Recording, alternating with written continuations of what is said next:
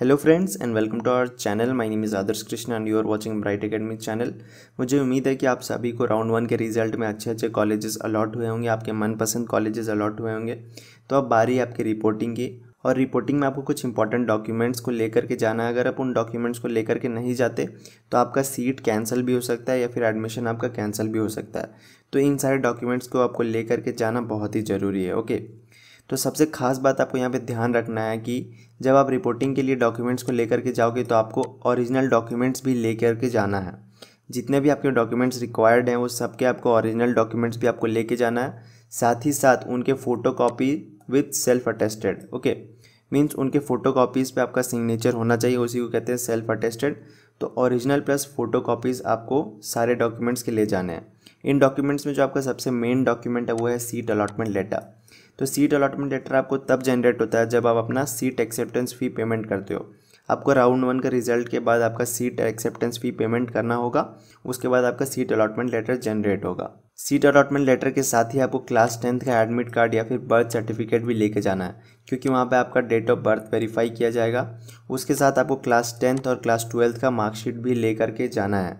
अगर आपके पास class 10th और क्लास 12th का मार्कशीट नहीं है तो मैंने उसके लिए भी वीडियो बना के रखा है कि कैसे आप 1 मिनट में 10th और 12th के मार्कशीट जनरेट कर सकते हो और वो वहाँ पे रिपोर्टिंग के टाइम वैलिड रहेंगे। तो आप यहाँ पे अभी तक जितने भी मैंने आपको डॉक्यूमेंट्स बताए ये सारे स्टूडेंट को ले जाना कंपलसरी है। अगर आप इन सारे डॉक्यूमेंट्स को लेकर के नहीं जाते तो आपका जो सीट है अलॉटमेंट है वो कैंसिल हो सकता है, आपका एडमिशन कैंसिल हो सकता है। ओके, उसके बाद कुछ डॉक्यूमेंट्स हैं जैसे कि आपका हो गया डोमिसाइल सर्टिफिकेट। तो जो स्टूडेंट्स वेस्ट बंगाल के रहने वाले हैं और अपने डोमिसाइल का फ़ायदा उठाना चाहते हैं तो आपको वहाँ पे डोमिसाइल सर्टिफिकेट शो करना ज़रूरी है at the time of reporting. तो ये आपका एप्लीकेबल है वेस्ट बंगाल के स्टूडेंट्स के लिए।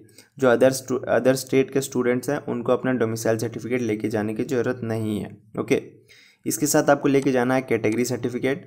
जो student SC ST OBC A या फिर OBC B कैटेगरी से बिलोंग करते हैं उनको अपना कैटेगरी सर्टिफिकेट भी वहाँ पे शो करना है। तो ये सिर्फ इन कैटेगरी के स्टूडेंट्स को लेकर के जाना है, जनरल कैटेगरी के स्टूडेंट्स के लिए ये ज़रूरी नहीं है।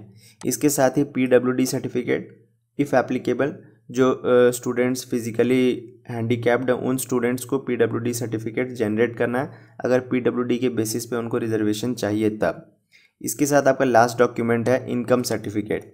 इनकम सर्टिफिकेट लेके जाना है आपका TFW कैंडिडेट्स के लिए, क्योंकि आपको पता है जो इकोनॉमिकली बैकवर्ड स्टूडेंट्स रहते हैं उन्हीं को TFW के अंडर रिजर्वेशन का फ़ायदा मिलता है। तो इन सारे डॉक्यूमेंट्स को आपको at the time of reporting लेकर के जाना बहुत ही ज़रूरी है।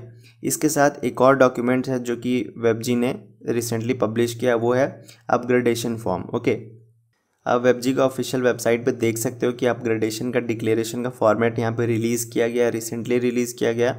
अगर आप अपग्रेडेशन के लिए चूज़ करना चाहते हो या नहीं चूज़ करना चाहते, दोनों के लिए आपके पास अलग अलग डिक्लेरेशन का फॉर्मेट है यहाँ पे। तो मैं आपको दिखाता हूँ। पहले आप देख सकते हो ये नो ऑप्शन फॉर अपग्रेडेशन के लिए।